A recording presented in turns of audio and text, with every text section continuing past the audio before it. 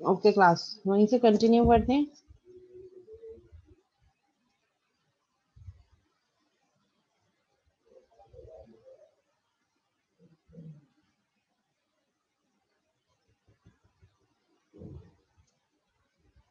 ठीक है, हमारे पास क्या हुआ, जैसी गेट एडवाइस का यूज किया, यूजर ने एक्टिविटी जनरेट की गेट एडवाइस, उसकी बेसिस पे दो एक्टिविटीज इनिशिएट हो गई। यूजर वेटिंग स्टेट पे होगा और बैकएंड पे सिस्टम जो है वो एल्गोरिथम को रन कर रहा होगा। इनिशिएट करेगा एल्गोरिथम को, और इनिशिएट करने के बाद अगर उसको डेटा मिल जाता है, तमाम data, if data available, yes, अगर डेटा अवेलेबल होगा तो वो एडवाइस डिस्प्ले कर देगा यूजर को और ये एक्टिविटी एंड हो जाएगी। ये डिसीजन स्टेटमेंट आ गई। कंडीशनल स्टेटमेंट, नो, अगर डेटा अवेलेबल नहीं होगा तो एक एरर जनरेट होगा, और वो एरर किसको व्यू होगा, हमारे यूजर को। तो दोनों ही सिनेरियोस में हमारे पास क्या है, यूजर नोटिफाई होगा डिस्प्ले एडवाइस पे भी, और अगर एरर जनरेट होगा तो वो प्रॉम्प्ट करेगा यूजर को कि sorry we are unable to show the data due to any reason, हो सकता है नेटवर्क डाउन हो या जो इन्फॉर्मेशन प्रोवाइडेड हो वो इनफ ना हो। ठीक है, तो उसकी बेसिस पे, जिस भी बेसिस पे एरर जनरेट होगा वो यूजर को नोटिफाई हो जाएगा। और इन अदर केस अगर डेटा अवेलेबल हो गया तो एडवाइस डिस्प्ले हो जाएगी। सिंपल, बहुत आसान से यूज किए ये एक्टिविटी डायग्राम है ये।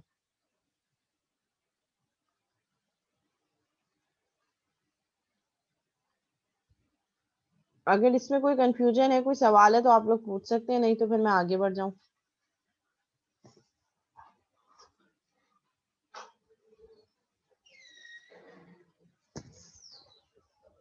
अभी हम इसको और डिटेल में पढ़ेंगे,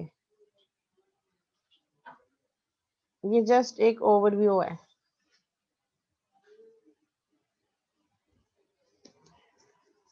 okay, this diagram represent the dynamics of the system. ठीक है, सिस्टम के डायनेमिक्स बता रहे थे कि कब सिस्टम क्या क्या एक्टिविटी, जैसे हमने फ्लो चार्ट पढ़ा था। They are flow chart that are use to show the workflow of a system. System के वर्कफ्लो को एक्सप्लेन करने के लिए जैसे हम फ्लो चार्ट डायग्राम यूज करते हैं, उसी तरह we can use activity diagrams as well. They show the flow of control from activity to activity in the system. जैसे हम फ्लो ऑफ कंट्रोल, एक एक्टिविटी से दूसरी एक्टिविटी कैसे इनिशिएट होती है और किस तरीके से एक्टिविटीज पैरेलल में चल रही हो, और अगर कोई ऑल्टरनेट पाथ आ रहा हो तो उसको भी कैसे हमने उस फ्लो में मेंशन करना है। They represent flow across use cases or within a particular use case। तो कह रहे हैं कि हम एक्टिविटी डायग्राम में डिफरेंट यूज केसेस का फ्लो भी डिटरमाइन कर सकते हैं, और एक यूज केस को, एक स्पेसिफिक यूज केस को भी डिटरमाइन कर सकते हैं। जैसे हमने एक एग्जांपल देखी थी तो हम एक पर्टिकुलर यूज केस को डिस्कस कर रहे थे। Activity diagrams contain activities, transitions between the activities, decision points and synchronization bar। ये सब इसके कंपोनेंट्स हैं जो हम एक्टिविटी डायग्राम्स ड्रॉ करते हुए यूटिलाइज कर सकते हैं।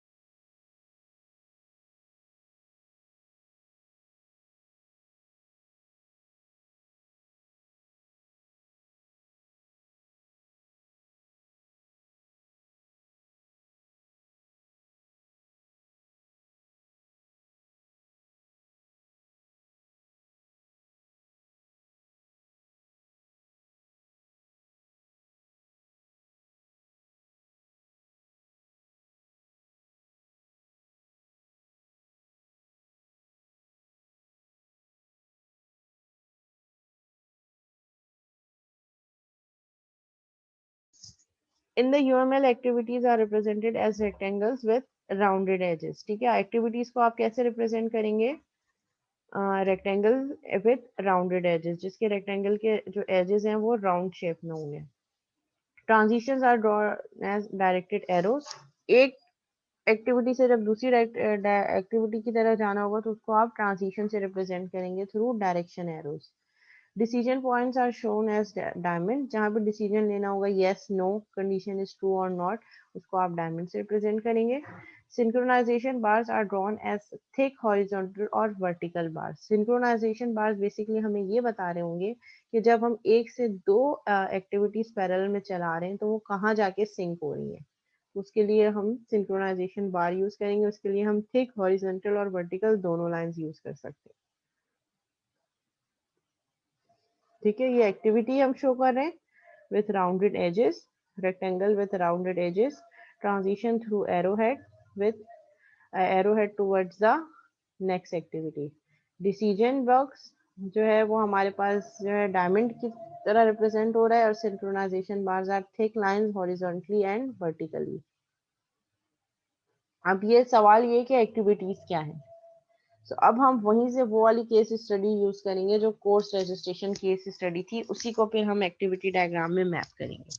ठीक है, तो फ्लो आपको साथ साथ समझ आना चाहिए कि जैसे पहले हमने सबसे पहले क्या देखा कि यूज केस की टेक्सचुअल इंफॉर्मेशन, फिर उसके बाद यूज केस डायग्राम, और फिर उसके बाद एक्टिविटी डायग्राम। तो आप भी अपने प्रोजेक्ट में इसी फ्लो को ही फॉलो करेंगे। An activity represent the performance of system behavior in the workflow। So activity क्या है? Performance of the system behavior। कोई भी behavior जो system का आपने show करवाना है, आप उसको activity represent करेंगे। Like create curriculum, create catalog, select courses to teach।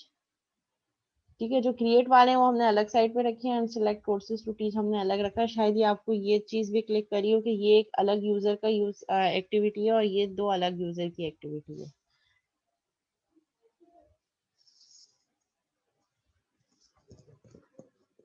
ठीक है, ये हमारे पास एक्टिविटीज हो गई। ट्रांजिशन, ट्रांजिशन कब होगी? एक जगह से दूसरी, जब एक एक्टिविटी से दूसरी एक्टिविटी में हम ट्रांजिट करेंगे तो उसके लिए हम एरो हेड यूज करेंगे, simple lines with arrow heads. Transitions are used to show the passing of the flow of control from activity to activity। एक एक्टिविटी से दूसरी एक्टिविटी पे फ्लो हमारा किस तरीके से स्विच हो रहा है। They are triggered by the completion of the behavior in the originating activity। Means जो इनिशियल एक्टिविटी है जब वो कंप्लीट होगी तो वहां से फिर हमारे पास फ्लो नेक्स्ट एक्टिविटी पे चला जाएगा। लेट्स सपोज क्रिएट क्यूरिकुलम, जैसे ही एक सेमेस्टर का क्यूरिकुलम बना कि इस सेमेस्टर में हमने कौन कौन से कोर्सेज पढ़ाने, जैसे मैंने आपको पहले बताया कि स्केड्यूल क्या है, इस कोर्स की लैब है या नहीं है।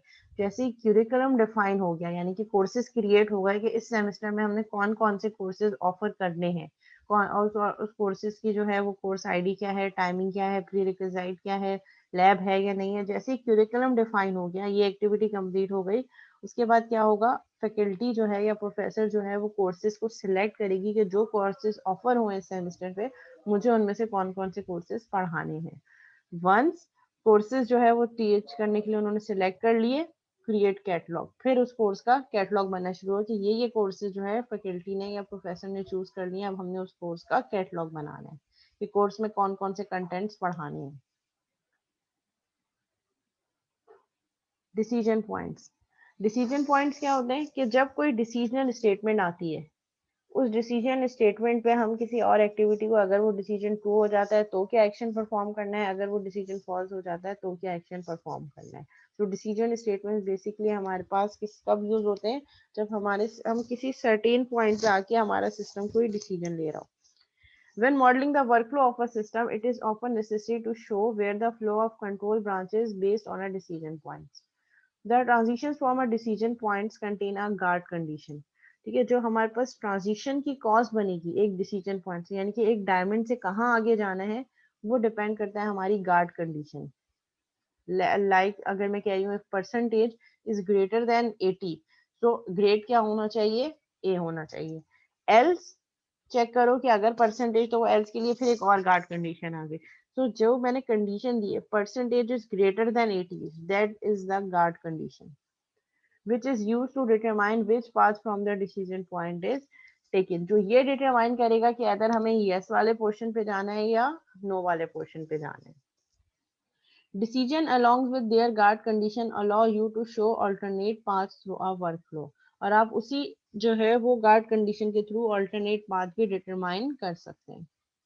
लाइक क्रिएट क्यूरिकुलम, क्यूरिकुलम जब क्रिएट हुआ, select courses to teach, assign professor to courses. अब क्या हुआ, आपके पास कोर्सेज की रिक्वेस्ट आ गई कि इस कोर्स में इन फैकल्टी ने ऑप्ट किया है कि मैं ये कोर्स पढ़ाना चाह रहा हूँ। अब आपने क्या करना है, असाइनमेंट करनी है, क्योंकि हो सकता है कि एक कोर्स को एक से ज्यादा फैकल्टी ने चूज किया हो। लेट्स से डेटा स्ट्रक्चर का कोर्स मैंने भी चूज किया और किसी और टीचर ने भी चूज किया हो, और आईडी एक ही है। अब 2-3 टीचर्स ने उसको सिलेक्ट किया हो, तो फिर कोर्स को जो है हमारे पास क्या होगा, फिर हमारे पास ये चेक होगा कि किस फैकल्टी को या प्रोफेसर को हमने असाइन करना है। असाइन प्रोफेसर टू कोर्सेज, कब तक, जब तक सारे प्रोफेसर असाइन नहीं हो जाते। चेक करो ऑल प्रोफेसर असाइन, तमाम प्रोफेसर असाइन हो गए, यस और नो। ये एक सर्टेन क्राइटेरिया जिसकी बेसिस पे आपने डिसाइड करना है। नो अगर नहीं, सारे प्रोफेसर असाइन नहीं हुए, तो जब तक ये एक्टिविटी परफॉर्म करते रहो। कब तक, जब तक तमाम प्रोफेसर को तमाम कोर्सेज असाइन नहीं हो जाते, ये एक्टिविटी परफॉर्म होती रहेगी। ठीक है, ये हमारे पास ये कनेक्शन बन गया। असाइन प्रोफेसर टू कोर्सेज, उसके बाद क्या करो, ऑल प्रोफेसर असाइन हो गए, इफ यस वाला अभी क्राइटेरिया हमने डिफाइन नहीं किया। नो जब तक सारे प्रोफेसर तमाम कोर्सेज को असाइन नहीं हो गए, जब तक ये एक्टिविटी परफॉर्म होती रहेगी इस सीक्वेंस में। जी क्लास यहाँ तक क्लियर है, कोई क्यूरी तो नहीं है?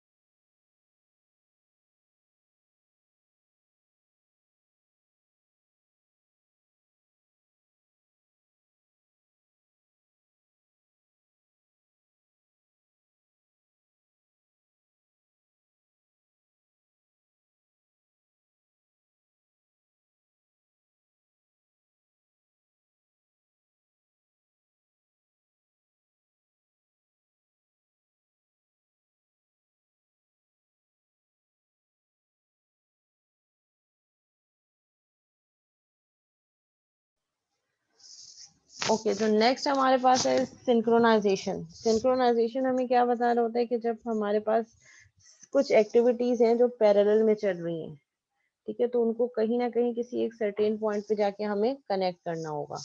सो uh synchronization bars allow you to specify what activities may be done concurrently. कौन सी एक्टिविटीज ऐसी हैं जो पैरेलल में वर्क कर रही हैं, तो उनको हम सिंक्रोनाइजेशन बार से रिप्रेजेंट कर रहे होते हैं।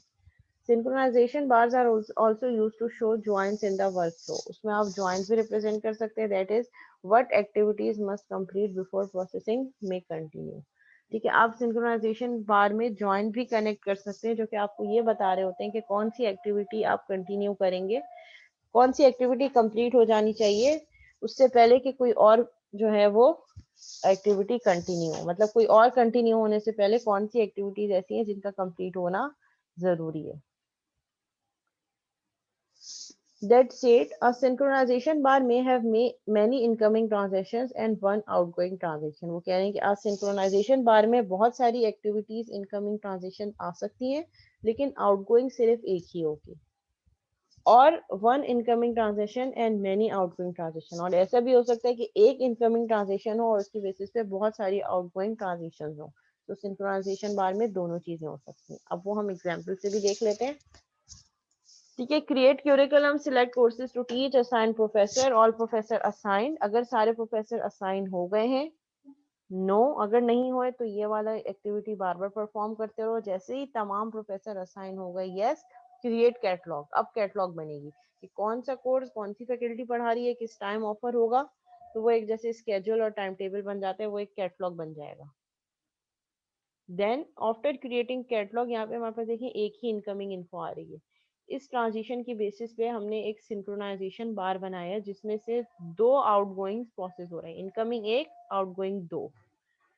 Place catalogue in book store, जो आपने स्केड्यूल है, कोर्स स्केड्यूल है कि कौन सा कोर्स कौन सा टीचर पढ़ा रहा है, किस टाइम पे ऑफर हो, जैसे आप लोगों के पास होता है ना, आप रजिस्ट्रेशन के लिए जाते हैं तो कोर्स ऑफरिंग पूछ रहे होते हैं एकेडमिक से कि कौन कौन से कोर्सेज ऑफर हो रहे हैं, कौन सी आईडीज ऑफर हो रही है, कौन सी आईडी कौन से टीचर पढ़ा रहे हैं, ऑल्दो वो टीचर नेम नहीं बता रहे होते, तो टाइम पूछ रहे होते हैं आपके कौन से टाइम पे, लैब किस टाइम पे, लैब कौन पढ़ा रहा है। सो वंस कोर्स कैटलॉग बन गया, वो केयर्स कोर्स कैटलॉग कहाँ कहाँ प्लेस होता है, या तो बुक स्टोर में प्लेस करवा दिया या स्टूडेंट्स को मेल कर दिया। हमारे सिनेरियो में तो ये भी होता है कि हम जो है वो नोटिस बोर्ड पे लगा देते हैं कोर्स आईडी, जस्ट उसमें टीचर का नेम नहीं होता, कोर्स आईडी कोर्स नेम और वो किस टाइम पे, वो पूरा टाइम टेबल बना हुआ होता है। तो यहाँ पे एक तीसरा ऑल्टरनेटिव ये भी आ सकता है कि आप क्या करें, आप प्लेस कर दें इसको ऑन द नोटिस बोर्ड। तो ये तीन एक्टिविटीज परफॉर्म हो सकती हैं, ये भी कर दिया, ये भी कर दिया, ये भी कर दिया कि आपने नोटिस बोर्ड पे लगा दिया। देन उसके बाद नेक्स्ट स्टेप क्या होगा, ओपन रजिस्ट्रेशन। वंस आपने टाइम टेबल शेयर कर दिया, नेक्स्ट स्टेप क्या होगा कि आपकी रजिस्ट्रेशन ओपन होगी। Now student can register for the courses.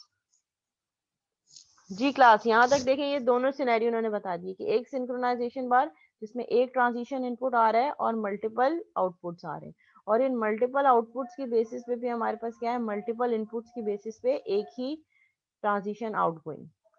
यहाँ पे इस सिंक्रोनाइजेशन बार में इनपुट एक ही आ रहा है और उस इनपुट से दो आउटपुट प्रोसेस हो रहे हैं, और उन जो आउटपुट आ रहे हैं उनको जब हमने सिंक्रोनाइज किया तो मैनी इनपुट्स, और वो किस में फॉर्म हो रहे हैं, एक ही आउटपुट पे ओपन रजिस्ट्रेशन। जी क्लास, यहाँ तक क्लियर है?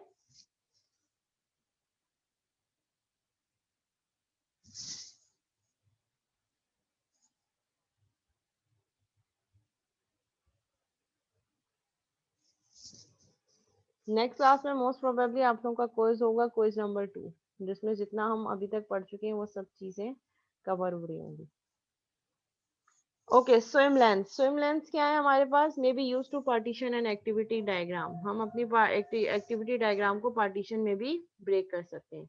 This typically is done to show what person or organization is responsible for the activities contained in the swim lane। मतलब अभी हमारे पास देखें, इस एक्टिविटी डायग्राम को देख के कुछ कंफ्यूजन हो रही है कि कौन क्या क्या टास्क परफॉर्म कर रहा होगा।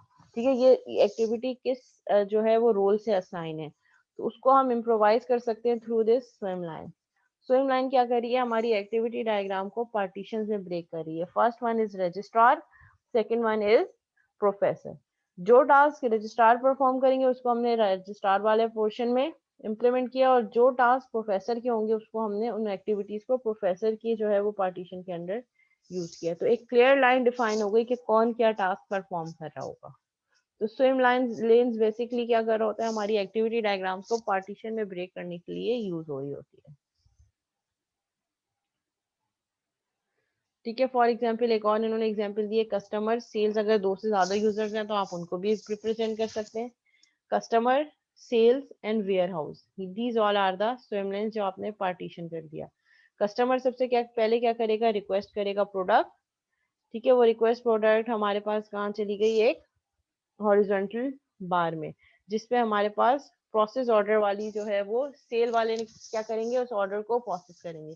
जो प्रोडक्ट रिक्वेस्ट की कस्टमर ने वो सेल्स वालों के डिपार्टमेंट के पास जाएगी, सेल्स डिपार्टमेंट क्या करेगा, ऑर्डर को प्रोसेस करेगा। देन वो ऑर्डर प्रोसेस होके कहाँ जाएगा, वेयर हाउस में। वेयर हाउस उस मटेरियल को पुल करेगा और शिप कर देगा ऑर्डर। और ये सब किसमें, एक जो है हॉरिजॉन्टल बार में कनेक्ट हो गए। एक ये वाला रिक्वेस्ट जो प्रोडक्ट की थी वो, और वो शिप ऑर्डर। फिर इसके बाद एक आउटपुट यहाँ से जनरेट हुआ, receive order, customer will receive the order and sales department will bill customer. Bill करेगा कि आपका ये टोटल बिल है। उसके बाद ये स्टेप यहाँ पे एंड हो गया। Next step, customer will pay the bill and order will be close by the sales department. और यहाँ पे हमारी ये एक्टिविटी डायग्राम एंड हो गई। तो अगर आप इस तरीके से पार्टीशन स्विम लेंस यूज करते हुए पार्टीशन कर देंगे अपनी एक्टिविटी डायग्राम को, तो उसको अंडरस्टैंड करना और ज्यादा इजी हो जाएगा। जी क्लास यहाँ तक क्लियर है? आई डोंट थिंक सो कि इसमें कुछ ऐसे कोई प्रॉब्लम होगी, क्योंकि एक्टिविटी डायग्राम बहुत सिंपल डायग्राम्स है हमारे पास। Initial and final activities. The starting activities showing using a solid fill circle, and the final activities are showing using a bullseye. Typically there is one starting activity for the workflow. Starting point हमेशा end ही होता है usually, एक ही होता है usually, and there may be more than one ending activity, और ending activity एक से ज़्यादा भी हो सकती है। One for each alternate flow in the workflow. Her alternate flow की अलग अलग end जो है वो हो सकता है। इनिशियल एंड फाइनल एक्टिविटीज, सबसे पहले क्यूरिकुलम क्रिएट होने से पहले हमारे पास सबसे पहले इनिशियल हुई एक्टिविटी डायग्राम। उसके बाद क्रिएट हुआ क्यूरिकुलम, सेलेक्ट किए कोर्सेज प्रोफेसर ने टीच करने के लिए, असाइन प्रोफेसर टू कोर्सेज। तब तक ये एक्टिविटी हम फॉलो करते रहेंगे जब तक तमाम कोर्सेज को तमाम प्रोफेसर असाइन नहीं हो जाएंगे। जैसे ही तमाम प्रोफेसर असाइन हो गए तमाम कोर्सेज को, कोर्स कैटलॉग बनेगा, यानी कि टाइम टेबल जिसे हम कह रहे हैं, और फिर वो टाइम टेबल मल्टीपल प्लेसेस पे हम प्लेस कर देंगे सो दैट स्टूडेंट अवेयर हो जाए और रजिस्ट्रेशन स्टार्ट हो जाए। रजिस्ट्रेशन ओपन हो गई, बोल आई के थ्रू हमने इसको एंड करवा दिया। तो ये हमारे पास इनिशियल एक्टिविटी स्टार्ट यहाँ से हुई, starting point, and that is the ending point. यहाँ पे हमारा ये यूज केस एंड हो गया। फिर उसके बाद हम नेक्स्ट यूज केस पे जाएंगे। जब प्रोफेसर के सेलेक्ट कोर्स करेगा तो उसकी क्या क्या क्राइटेरिया होगा, जो हमने देखा था, he can add course, delete course, update course offering. तो वो फिर उसके लिए अलग एक्टिविटी डायग्राम। तो हम कोई एक पर्टिकुलर यूज केस उठाया, उसके लिए हमने एक्टिविटी डायग्राम ड्रॉ कर दी। तो नेक्स्ट क्लास तक, नेक्स्ट थर्सडे तक होपफुली आप लोगों का प्रोजेक्ट प्रपोजल भी अप्रूव हो चुका होगा, और आई अज्यूम कि उसके अकॉर्डिंगली आप different use case diagram for different scenarios and different activity diagrams for different use cases design कर चुके होंगे।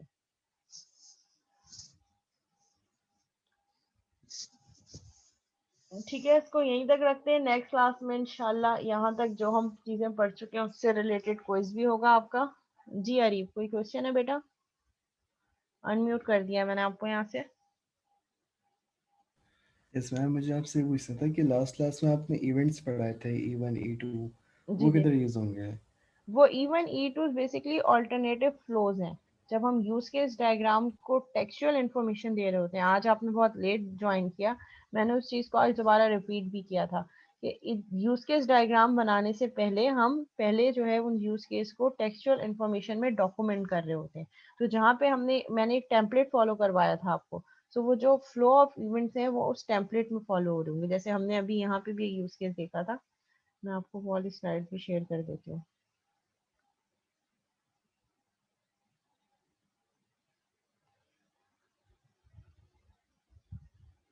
ये वाली एक्टिविटी डायग्राम देखो, ये हमारे पास क्या है, ये एक यूज केस है। तो यूज केस में देखिए हमने फ्लो ऑफ इवेंट्स भी बता दिए कि ये सारे मेन टास्क हैं जो परफॉर्म होंगे, और जो अल्टरनेटिव फ्लोज हैं वो भी बता दिए। तो आप इस तरीके से भी काम कर सकते हैं। तो वो जो सारे अल्टरनेटिव फ्लोज हैं, वो जब हम किसी यूज केस को डॉक्यूमेंट कर रहे होते हैं वो हम यहाँ बता रहे होते हैं। और इससे रिलेटेड ये हमारे पास एक्टिविटी डायग्राम आ गई कि वो जो एरर है उसको हम अपनी एक्टिविटी डायग्राम में एज एन एक्टिविटी ही शो कर रहे होते हैं। लेट्स से कि ये हमारे पास डेटा अवेलेबल, अगर डेटा अवेलेबल है यस, तो डिस्प्ले एडवाइस, जो कि हमारे पास यहाँ पे गिवन है, सिस्टम डिस्प्लेस अवर एडवाइस, यानी कि अगर हमारे पास ट्रू हो जाता है वो केस तो एडवाइस डिस्प्ले होगी, और अगर ऐसा नहीं होता, नो, अगर ऐसा नहीं है तो एरर शो होगा। और ये एरर हमने कहाँ शो किया है, यहाँ पे ऑल्टरनेट फ्लोज पे, जहाँ पे हमने एक्सटेंशंस बताएंगे, system would display a error page. तो उस चीज को हम अपनी जो है एक्टिविटी डायग्राम में यहाँ पे रिप्रेजेंट कर रहे होंगे नो वाले केस में, जहाँ पे हमारी कंडीशन ट्रू नहीं होती। ठीक है, अगर ट्रू हो गई तो हमारे पास ये एक्टिविटी परफॉर्म होगी, और अगर ट्रू नहीं हुई तो वो जो अल्टरनेट फ्लो है जो हमने अल्टरनेट पे बताया है, वो नो वाले उस पे जो है वो हम लिंक कर रहे होंगे। ओके जी, क्लियर हो गया। अब नेक्स्ट जो हमारा टॉपिक है वो हम ऑब्जेक्ट्स आइडेंटिफिकेशन देखेंगे कि how can we identify objects from certain scenarios, और उन सिनेरियोज की बेसिस पे फिर हम कैसे क्लास डायग्राम ड्रॉ करेंगे। पहले ऑब्जेक्ट्स आइडेंटिफाई होंगे, ऑब्जेक्ट्स के एट्रीब्यूट्स और बिहेवियर्स आइडेंटिफाई होंगे, और उसकी बेसिस पे फिर हम क्लासेस डिफाइन करेंगे। वो भी इंटरेस्टिंग होगा। अगर आपने ऑब्जेक्ट ओरिएंटेड प्रोग्रामिंग में क्लास डायग्राम तो पढ़ी होंगी ना class diagram. Object oriented programming में किससे पढ़ा है आपने object oriented programming?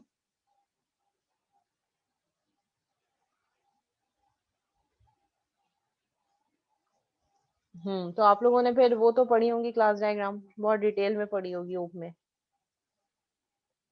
I assume कि आपको एग्रीगेशन, कंपोजिशन, वो सब चीजें भी आती होंगी। क्लास डायग्राम में जो रिलेशनशिप हम पढ़ा रहे होते हैं,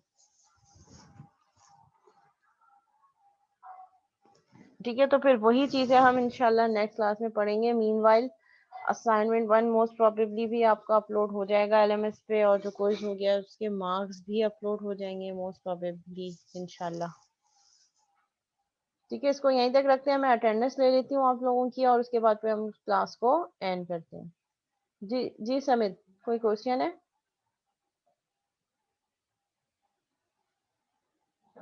समित इकबाल।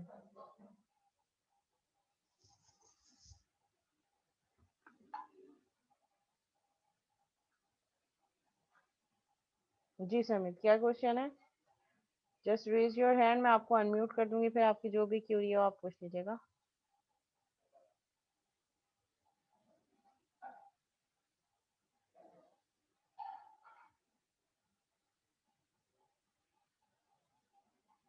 जी मैम मैंने प्रोजेक्ट का पूछना था थोड़ा सा कि मैम प्रोजेक्ट प्रपोजल में हम क्या क्या चीजें डिस्क्राइब करें। प्रोजेक्ट प्रपोजल में जस्ट प्रोजेक्ट का टाइटल कि क्या बना रहे हो, यस मैम। ठीक है। वो टेम्पलेट अपलोड हुआ किया तो है मैंने? नहीं अपलोड हुआ वो टेम्पलेट कि क्या मैम क्या चीजें एलएमएस रिकॉर्ड? में एलएमएस पे हाँ अपलोड है ना, टेम्पलेट नहीं है? मैम चेक नहीं किया। बहुत अच्छी बात है। किसी और ने देखा है एलएमएस पे अपलोड हुआ है टेम्पलेट प्रोजेक्ट प्रपोजल का? आई गेस मैंने किया हुआ है अपलोड। ये क्या क्या चीजें चाहिए? मैम एक हुआ मिनट हुआ है में मेरा अपलोड, अपलोड हुआ हुआ है आई गेस। मैं भी चेक कर लेती हूँ, आप चेक कर लो अपने पास। उसमें टेम्पलेट पड़ा हुआ है।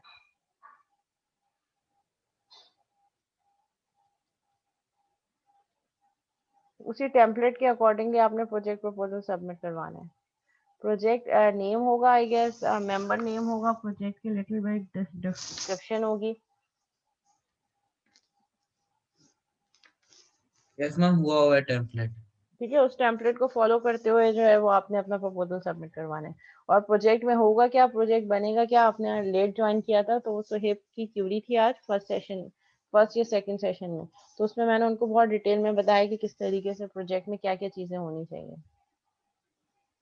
ओके मैम मैं फिर उससे से ही पूछ लूंगा बाकी। आप वो रिकॉर्डेड लेक्चर भी देख सकते हैं, वो मैंने अपलोड कर दिया, फर्स्ट और सेकंड दोनों यूट्यूब पे अपलोड कर दिया। उसका लिंक भी मैं एलएमएस पे शेयर कर देती हूँ। Okay ma'am thank you. ठीक है, ओके। चलो अटेंडेंस ले लेते हैं, और अटेंडेंस के बाद फिर क्लास एंड करते हैं। जिसका नेम कॉल करूँ वो अपनी अटेंडेंस मुझे चैट पे सेंड कर दें। Mohammad अवेस, Mohammad अवेस,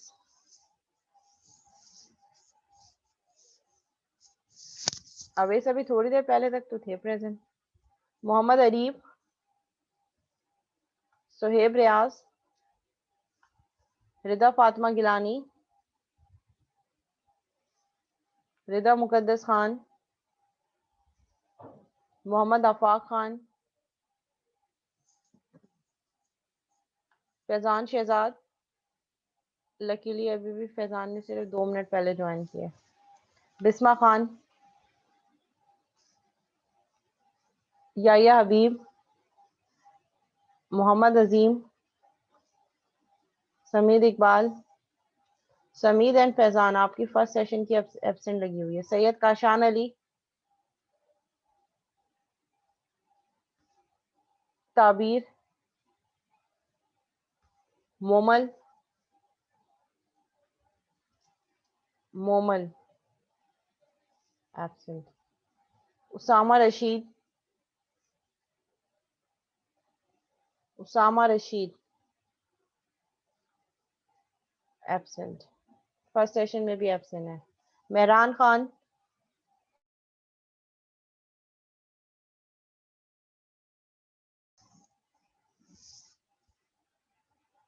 okay Mehran. Mohammad Fazil Raza, okay present.